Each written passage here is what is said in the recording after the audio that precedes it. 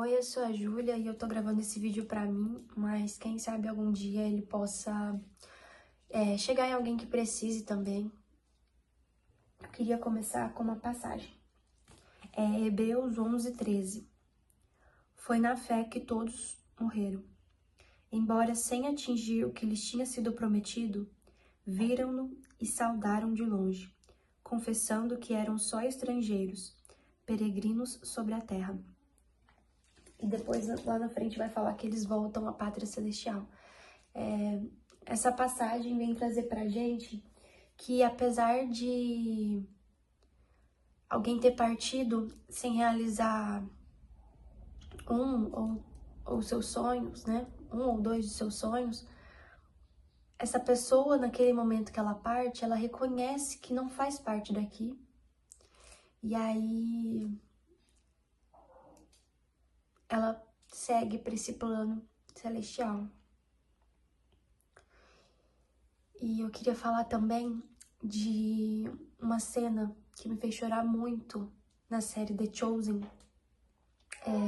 Na verdade, há vários momentos assim da série que eles vão chocar com o momento que eu tava vivendo, sabe?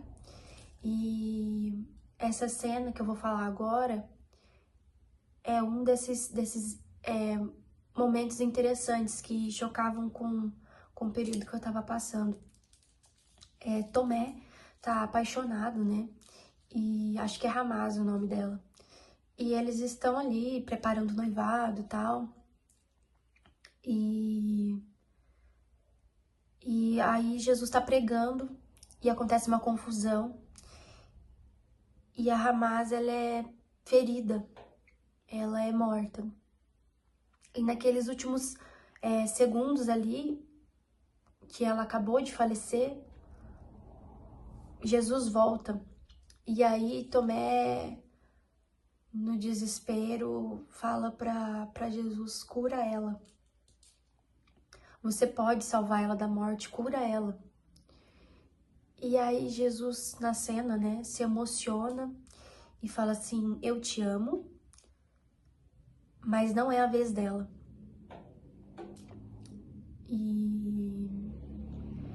E aí Tomé fica revoltado. E mais pra frente também vai ter a passagem de Lázaro, né? Que Jesus manda ele sair, e aí Tomé, vendo aquilo, ele fica revoltado, ele fica sem chão, né?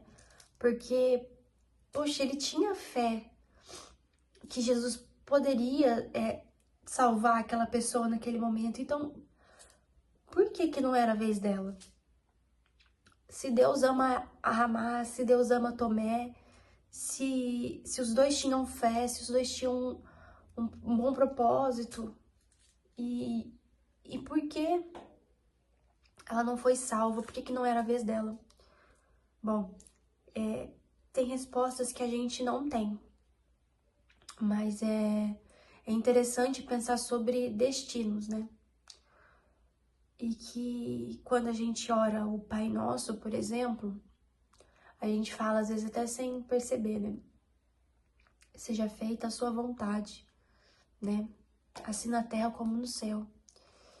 E Deus, em sua grandiosidade, eu acredito, né? Isso falando particularmente, que ele tem, apesar do livre-arbítrio, ele tem um destino ali para cada um, uma talvez missão, talvez propósitos.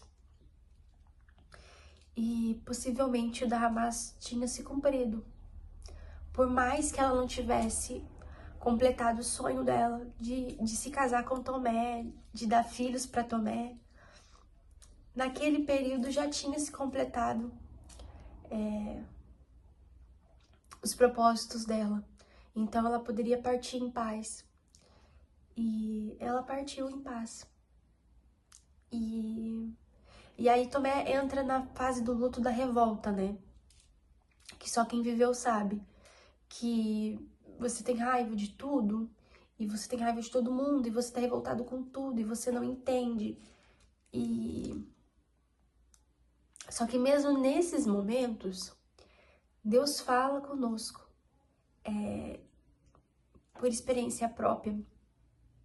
Eu me identifico muito com esse momento de Tomé e Hamas. E quando eu recebi a notícia do que tinha acontecido com o meu amor, eu meio que, não, isso não tá acontecendo, né? Isso não aconteceu com ele, isso não aconteceu, isso não pode acontecer comigo, Deus vai mudar alguma coisa, ele tá em algum hospital, algo assim. Mas nem sempre é sobre a fé em si, porque eu tinha fé do que Deus poderia fazer ali naquele momento, mas Deus já havia